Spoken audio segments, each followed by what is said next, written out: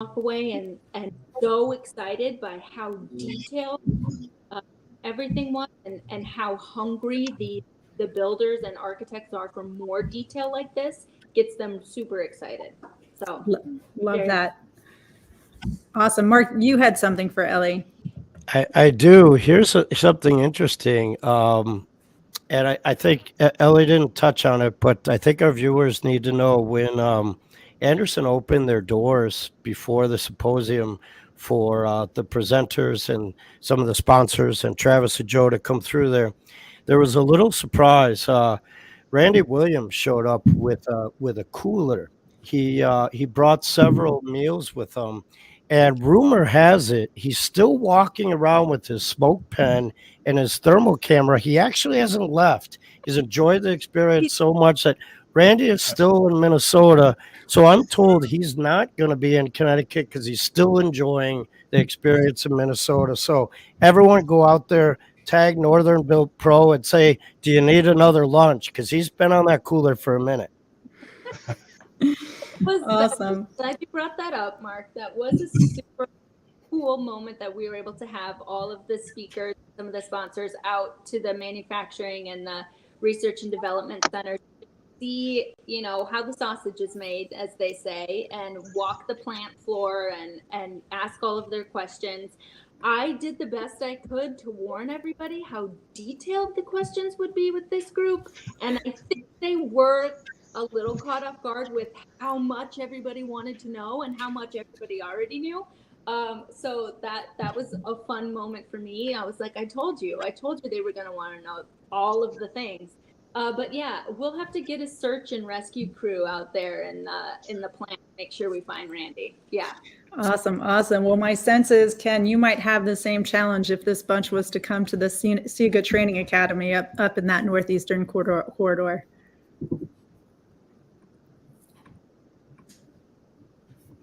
Oh, wait. You're on mute, brother. I always forget that, just I always want everyone to hear me, and I forget that I can silence myself every now and then. That is a fantastic roller, Mark. As all of us that make acrylic base tape say, roll the tape, roll the tape, roll the damn tape. So, yes, glad you have one of those. But yeah, our training center up in New England, we have actually just expanded that. We've doubled the size of the training center. We have a new facility, taller ceilings, better, bigger, better mock-ups that we can really show more details as far as different window configurations and how to seal them, different building configurations and how to seal up all those different building configurations. Our official grand opening is slated for July 27th. We will have, I think, one training before that just to kind of test it out before the official event.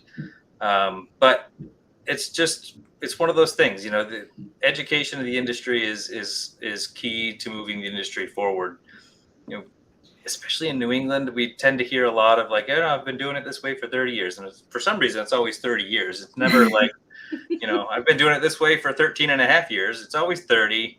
The guys can be 42 years old, and it's been like, oh, okay. So, but I mean, everything evolves. Building codes evolve, products evolve, the ways we do things evolve. So just to get stuck in doing something the same way over and over and over again isn't going to benefit the industry. It isn't going to benefit that individual business. So having access to information, I think, is the one key to getting the industry to move forward. And I think up until recently, the access to information, the access to training, and the access to help has been lacking. And these last few years, we've seen just the industry as a whole come together and really provide so much more access. Things like the Midwest Building Science Symposium. I mean, that's huge to get information out to the industry as a whole, and it makes me real happy to see more of the blue collar trades guys showing up and saying, what, we need to do better. We need to learn. We need to be able to sometimes put our egos behind us and say, maybe I learned how to do it one way, but maybe there is a better way. maybe the way I'm doing it right now isn't just the best way because that's the way I'm doing it. So being able to be a part of an event, to be a part of an organization that puts on such great information sharing opportunities for the community as a whole is, I'm proud to be a part of it. Obviously proud to be a part of a company that puts education first and foremost amongst our pillars of business.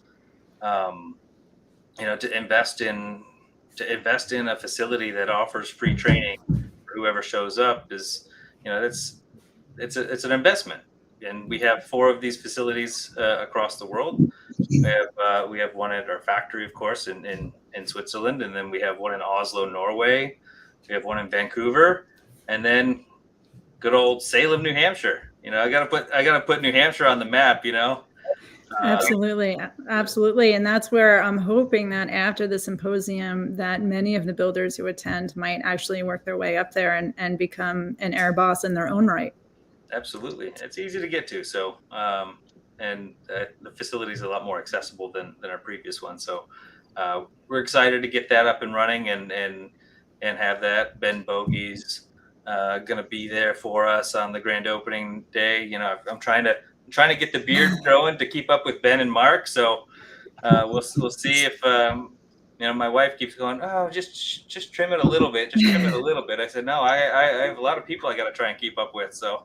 Oh my goodness. We'll talk about keeping up. I mean, I don't think it's inappropriate, but I do want to celebrate that we do have an air boss in training, a new air boss in training that recently arrived.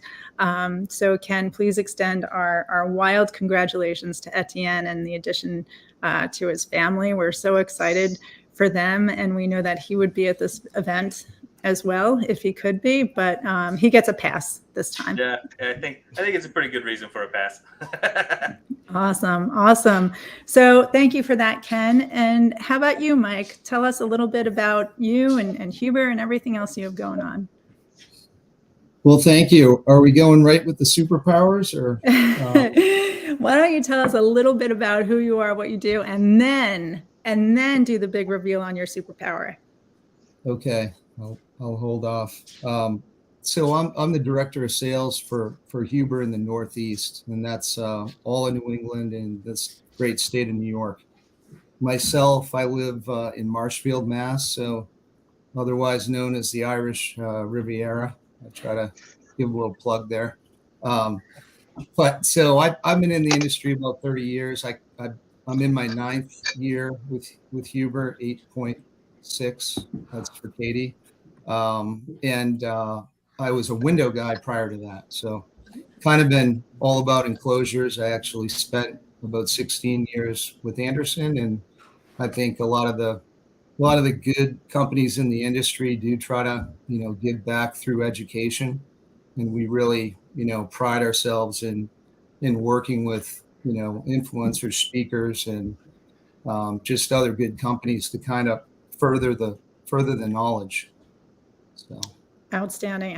And I mean, that is what's so critical. I mean, I know that I've seen you at many events in the past, and you always have a huge presence and are always there, in lockstep with many of the builders who use you as a resource, not just for products, but also for knowledge.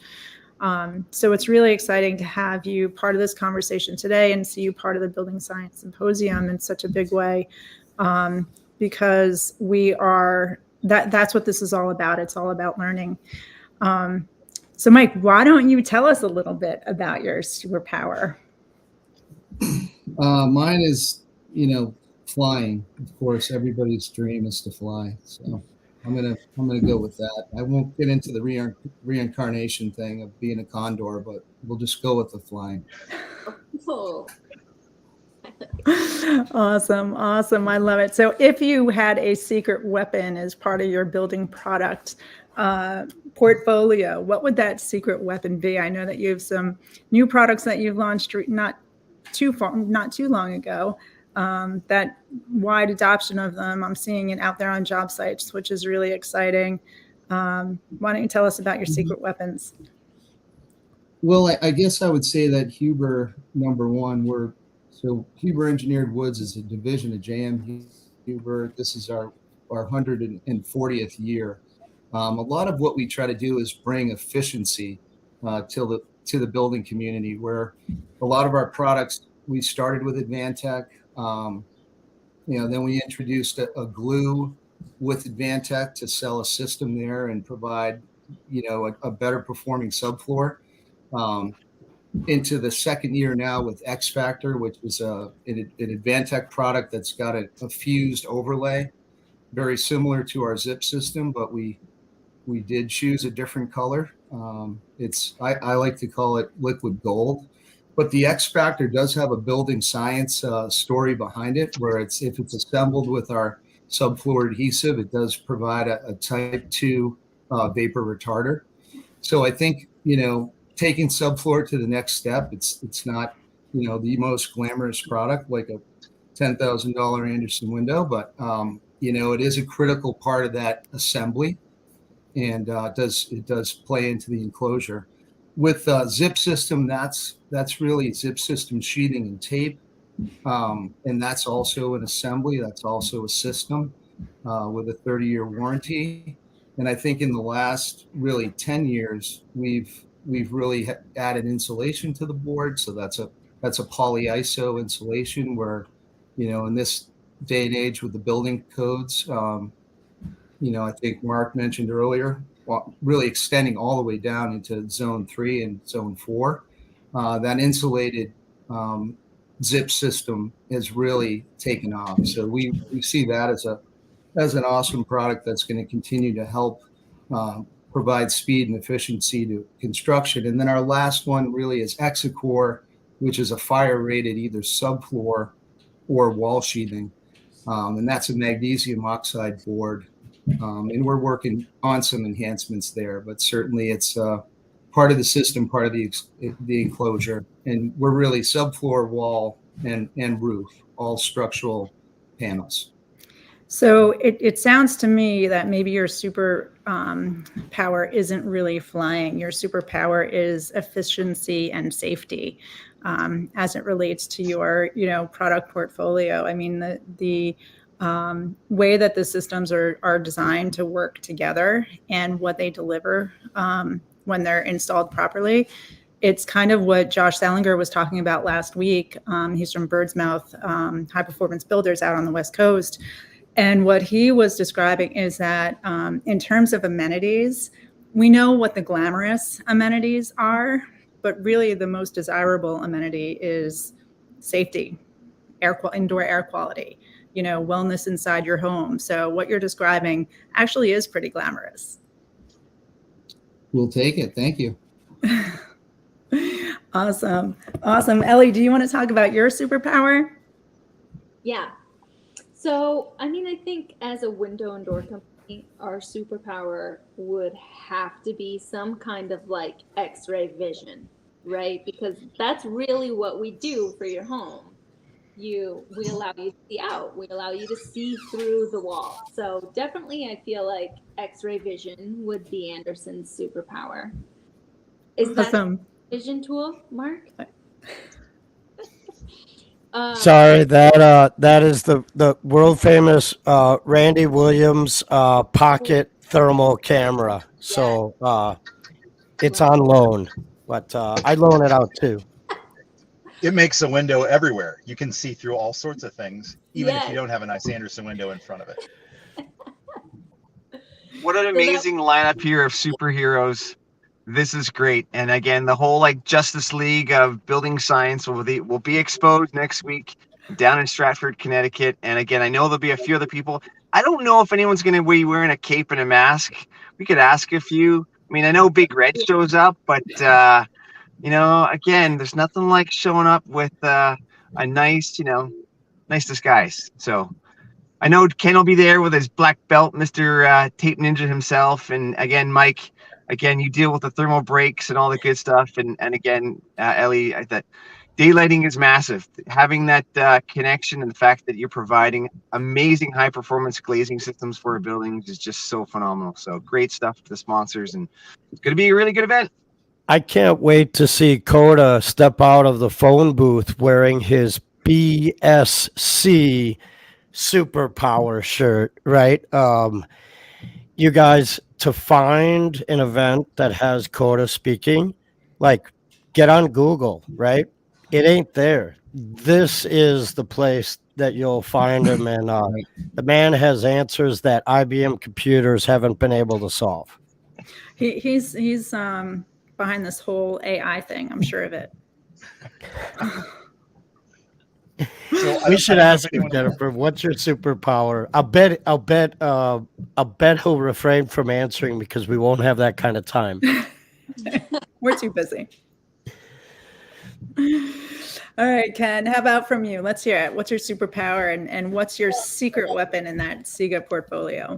So I would say our superpower is kind of being like the enthusiastic sidekick, right? We're there to walk with you throughout the entire process and help you out through the entire process of making sure that you get the performance out of your building that you want. You know, the air tightness that you want, the vapor control that you want. We step in and support from day one of the design. You know, we'll go through with the architects, read through the designs, try and simplify some of the details to make them more constructible.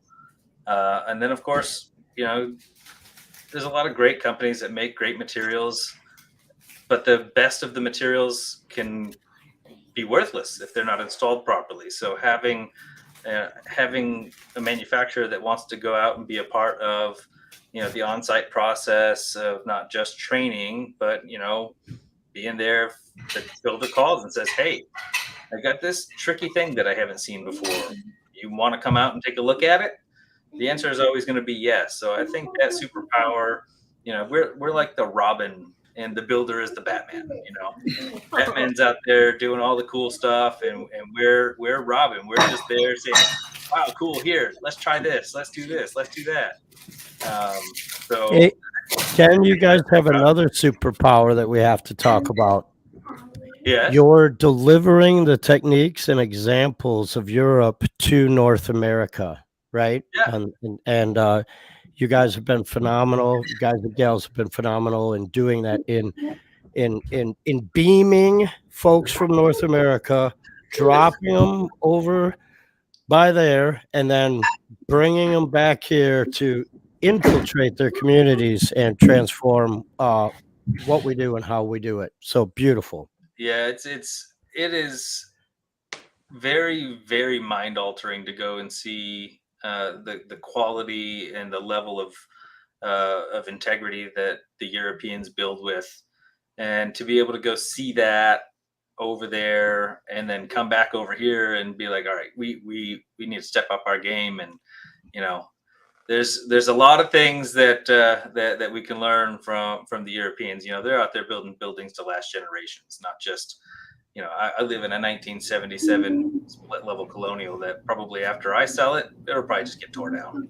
You know, Ken, you bring up a terrific point that we heard time and time again, actually during our tour with SIGA, you know, of Switzerland and some of the high performance job sites, which were all new construction job sites. And we asked a lot of these builders, like, what does the most sustainable building look like? They all had the same answer, every single one of them. They said a sustainable building is one that doesn't need to be rebuilt. Right. And when you go into it with that mentality, that mindset, it feels like, okay, that is, you know, the first ingredient to high performance construction. Right. Yeah, the durability, the resiliency, the longevity, you know, that is, you know, building for the future. You know.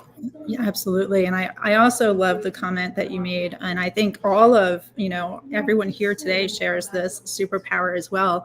That's getting involved with the design process. And I know SIGA does that intimately, you know, in terms of helping the actual architects and designers understand how the products work, what that system is designed to do, and how it should be called out for on the plans.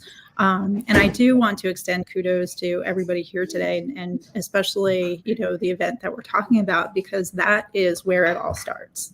Absolutely. So with that, I'm going to bring Travis back in, and we're going to welcome Charlotte to the group as well. Hello, Charlotte. Hi, Thank you for joining us. of course. Awesome. So Charlotte, you're with Sashco, and we know that you're a big part of the Building Science Symposiums. Can you just for a minute quickly tell us just about you, your excitement for the event, and then we'll get into your superpower? Yeah, I would say for Sashco, what's interesting is we were invited to one by one of our sales guys. He said, "Hey, this is a cool group doing cool things," and so we went. And I couldn't believe after the first one, I was just blown away by the quality of the education. And for myself, I lead marketing and product development and customer service. And to do any of those things well, one must know the category, one must know the end user, one must know the products. You have to be on top of all of that. And so forget about any kind of value of selling Sashco. The value of learning what I've learned there to do my job better has been immeasurable, to the point that now I send our R&D team, I send my sales team. So every time I'm like, "Hey, Cheryl," who's the one that helps run it, I'm like, "Can I bring this person? Can I bring this person?" And she's always gracious enough to say so. So we are investing not only for the sake of selling our product, but for the sake of the education it brings to our team. I love that. And I think that's the value that, Travis and your group offers, not just by pulling this event together, but getting the right support, because it is all about that two-way conversation. Absolutely. So that's awesome, Charlotte. And so can you tell us a little bit about, I know that this group knows Sashco intimately, but the folks out there, just what it is that makes you guys so awesome in your endeavor. So I would say, and it matches almost exactly what I was just hearing you guys talk about when I was hiding in the background, is durability. That is the core, the heart. Products that work to us. You could do a lot of things with a sealant. You could add a lot of additives that do this or do that, and we do try to do that. But we will never ever compromise durability. That is the first and foremost. And so the ability to work over the long haul is most important to us. And I agree that is what, at its foundation, is sustainability in building. There's a lot of drama, a lot of commentary about the materials and the cost and the whatever that goes into something. But the cheapest, best way to be sustainable is to have the building last. I love that. And that is what the group coming to this event, my sense, Travis, is that something that you hear echoed in the halls of the, across barbecue and beer. No question. Yeah, Joe and I have always preached sustainability through durability. It's the easiest thing, like Charlotte said, to think about. Your building enclosures, your assemblies lasting such that they don't have to be replaced. That's true durability. That's true sustainability. If it's in the landfill, it's not doing anyone any good. So we really are fortunate to have so many great products to choose from, so many great partners who are working to better those products all the time to make our jobs easier so they can last and perform for our clients. It's a great time to be in building because there's so much great stuff going on. So, Hey, go ahead. Travis, we got to hear it. You have 60 seconds. Tell us your superpower. Well, I guess it would be like being able to see the future is the superpower that I would be relying on.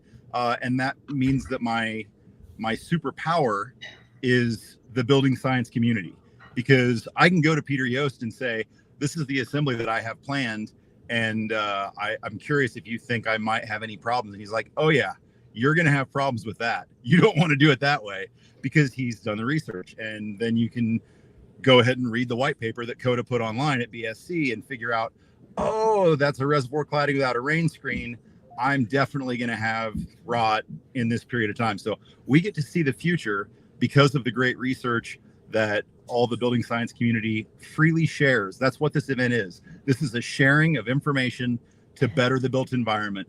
And to have that as a superpower really makes us all so much better off in the building community, because we all have that superpower. It's accessible to everyone. And we're really grateful to our sponsors that make it possible and to our presenters for sharing that knowledge.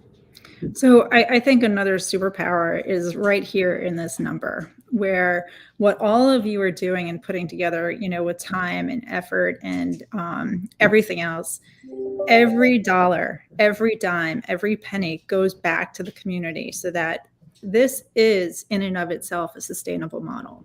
We are nothing without the future. So in addition to thanking the sponsors, I just want to thank all of the people that attend the event, and of course Cheryl Lewis, who does such a great job with this, because they are so willing to give. These people are willing to get back because they know, like what Charlotte was saying, you get so much in return that it just keeps paying forward. And I do hear, and maybe some of you have heard this as well, and maybe Mike, this is a question more for you than anybody else. There's a lot of builders out there who are afraid to take that next step. They're in the twilight years of their career. They're not seeing, a new crew coming in, but they know that they can do better. Mike, is there one, easy first step that they could take in this journey toward a more sustainable, durable approach to building?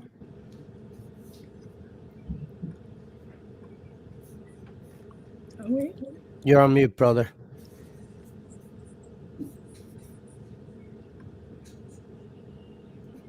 There we go. One more time. Hold on. Jeez. There. Oh my gosh. See, good thing we're not in the tech world and we're in the building science world. There it is, Mike. Sorry about that. So is there one easy first step, Mike, for people to incorporate a high performance As far as system?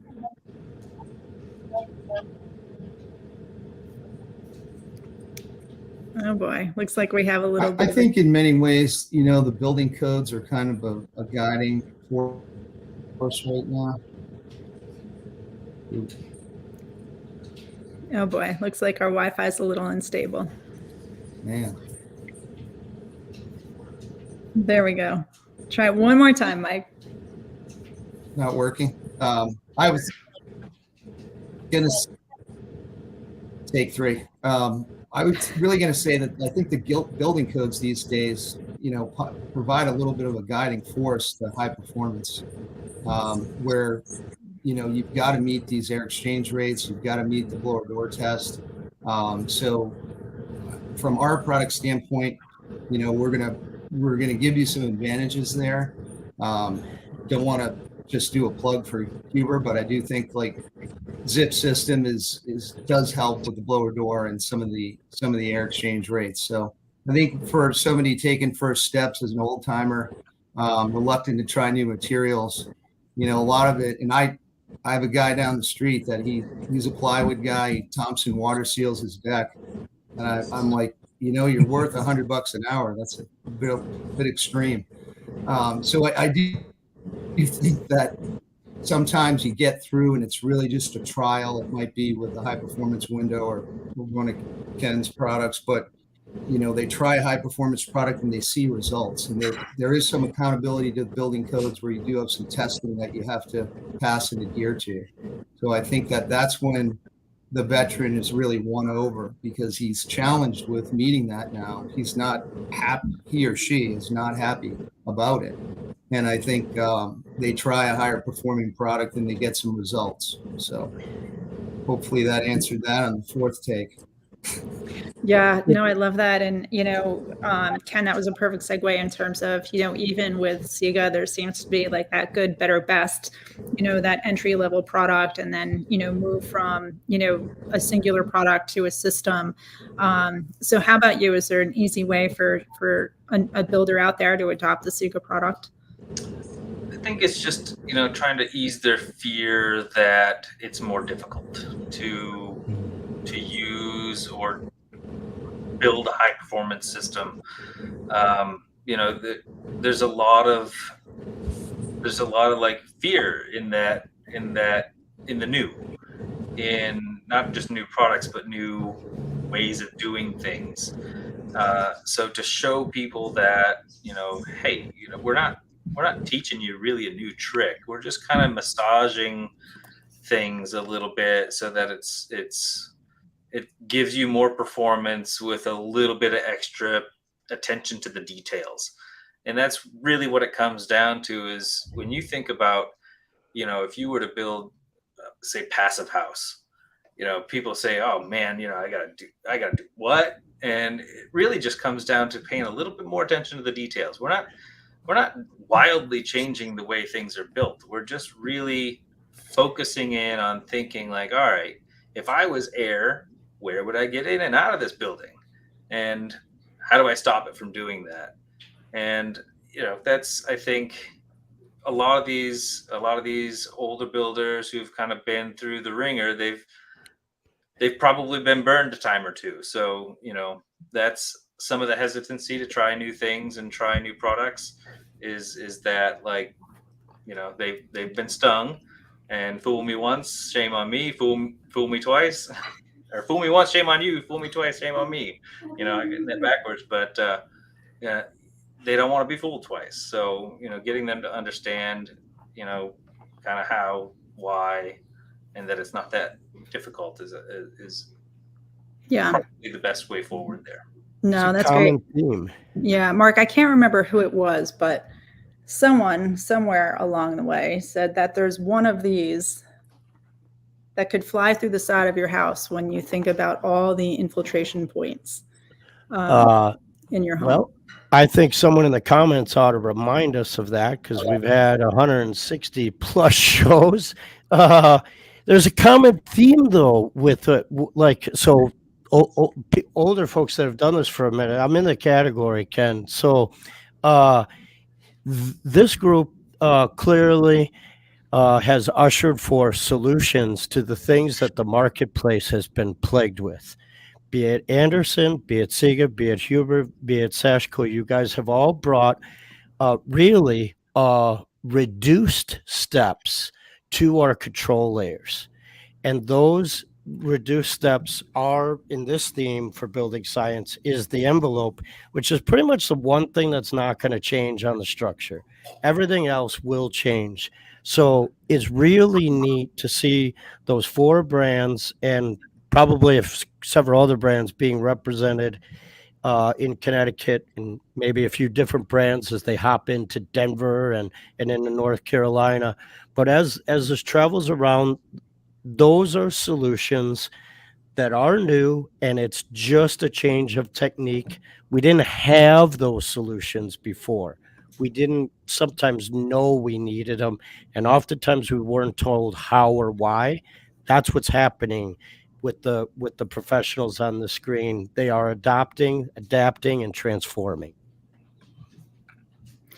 I love that. And just in case everyone was curious, I mean, we do have a robust crowd tuning in today. We are getting a ton of comments and shout outs to everybody. And unfortunately, they're not pulling into StreamYard, but I just want to say that there's, you know, resounding support for this group today. There's resounding support for these events.